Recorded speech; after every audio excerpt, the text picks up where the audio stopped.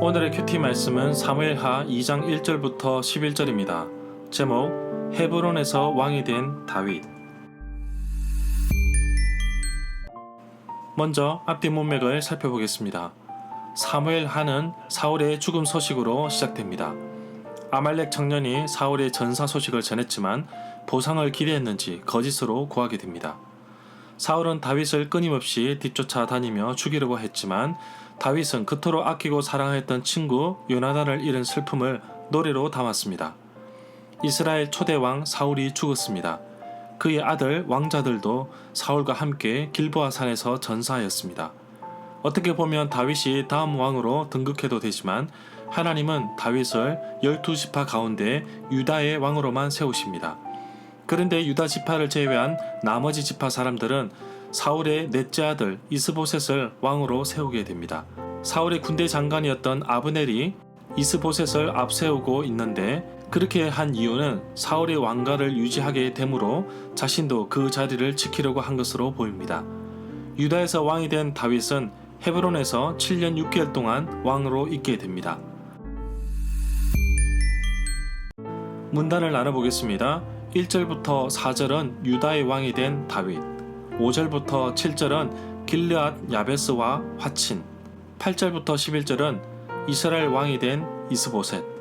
1절에 보면 사울이 죽고 조가를 지어 애도를 한 후 다윗은 유다의 한 성읍으로 올라가도 되는지 여호와께 기도하며 물었습니다. 여호와께서 헤브론으로 가라고 말씀하십니다. 사울도 죽고 아무도 자기를 간섭하거나 통제할 사람이 없는 가운데 다윗은 오히려 하나님께 겸손한 모습으로 나아갑니다. 여호와께 직접 묻고 그 뜻을 따르게 됩니다. 2절부터 3절에서 다윗은 자기를 따르는 부하들과 자기 아내 이스라엘 여인 아히노함과 갈멜 사람 나발의 아내였던 아비가일을 데리고 함께 헤브론으로 올라갔습니다. 헤브론 지역은 유다 산지 중에 위치해 있으며 예루살렘에서 7시 방향으로 약 30km 정도 떨어져 있습니다. 이스라엘 지형의 남쪽 지형으로 다윗이 가드 땅 시글락으로부터 상대적으로 가까운 지형입니다. 헤브론은 산지로서 해발 800m인 예루살렘보다 더 높은 고지에 있습니다. 헤브론은 약 1500m 정도 됩니다. 4절에 보면 그때 유다 사람들이 헤브론으로 찾아왔습니다. 헤브론에서 다윗에게 기름을 부어서 유다의 왕으로 세웠습니다. 유다 사람들이 다윗에게 기름을 부어 통치자로 세우는데 아마도 다윗이 시글락에 있을 때부터 이 지역 사람들과 좋은 관계를 유지하려고 애썼기 때문으로 봅니다. 기름을 부어 왕으로 세우는 부분에서 이미 사무엘로부터 기름 부음을 받았지만 사무엘하 2장 4절에서 기름 부음은 공식적으로 법률적인 행위로 볼 수 있는 효력을 가진다고 볼 수 있습니다.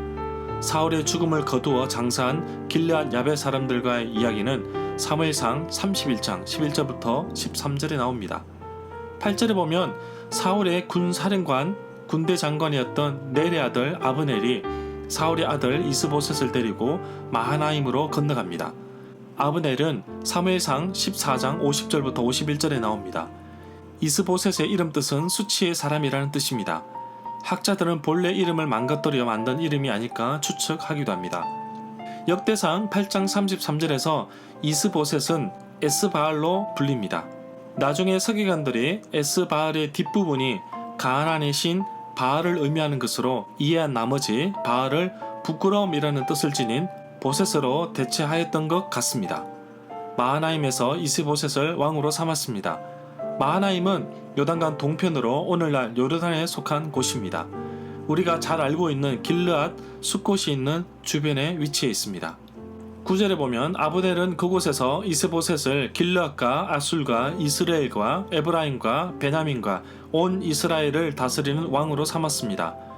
아브넬이 이렇게 서둘러 이스보셋을 왕으로 세운 이유가 여러 가지 있겠지만 다윗이 유다 족속으로부터 왕으로 기름 부음을 받았다는 소식을 듣지 않았을까 하는 것과 사울이 죽었으니 남은 아들을 세워야 이스라엘이 살아남을 거라는 얄팍한 생각이었을 것으로 볼 수도 있습니다.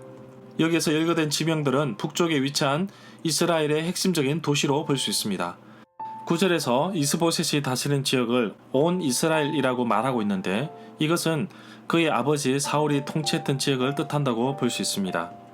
10절부터 11절에 보면 사울의 아들 이스보셋이 이스라엘의 왕이 될 때 나이가 40살 40세였습니다. 이스보셋이 2년 동안 다스렸습니다. 그러나 유다 족속은 다윗을 따랐습니다. 다윗이 헤브론에서 유다 족속의 왕이 된 날수가 7년 6개월이었습니다. 이스라엘의 초대왕 사울을 이어 바로 왕이 되지 못하고 유다의 왕이 되어 7년 6개월을 다스린 후 공식적으로 이스라엘의 왕이 됩니다. 절마다 상세한 설명과 구절에서 그리고 핵심 내용과 중심 줄거리는 네이버 블로그에 올려져 있습니다. 내게 주시는 교훈입니다. 하나님은 절대로 서두르지 않으시고 다윗이 어떻게 하는지 지켜보고 계셨습니다. 다윗이 잘한 행동은 하나님께 물었던 것입니다. 하나님의 뜻과 지시에 따라 움직였던 다윗은 12분의 1밖에 되지 않는 지파의 왕이 되었지만 여전히 하나님의 뜻에 순종하고 따르는 모습을 보게 됩니다. 하나님의 뜻을 이루기까지 서두르지 않고 하나님의 뜻을 기다릴 줄 아는 자세가 필요합니다. 조급하다 보면 실수를 많이 하게 되는데 사울이 대표적인 인물입니다.